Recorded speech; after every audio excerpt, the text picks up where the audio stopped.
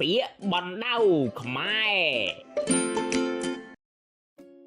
តោះប្អូនឥឡូវនេះយើងមកសាកល្បងប្រាជ្ញាឆ្លើយពាក្យបណ្ដៅខ្មែរជាមួយបងតុនសាយទាំងអស់គ្នាបងអូននឹងស្ដាប់2ដងហើយមានពេល10វិនាទីដើម្បីគិតរកចម្លើយត្រឹមត្រូវតែមួយគត់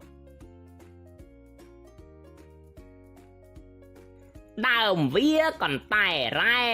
ផ្លែវាកន្តិតម៉ោងដើមវាកន្តែរ៉ែ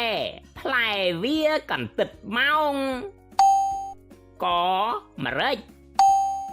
ខរំដេងគម្ទេសខខ្ញី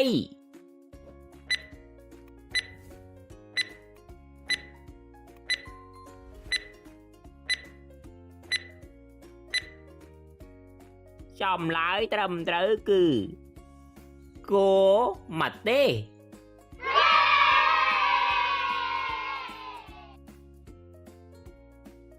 តើបងប្អូនធ្លាប់ញ៉ាំម្ទេសដែរឬទេ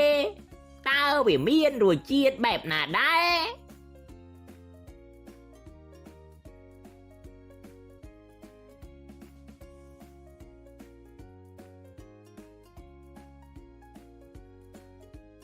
បើចង់សាកល្បងឆ្លើយពាក្យបណ្ដៅថ្មី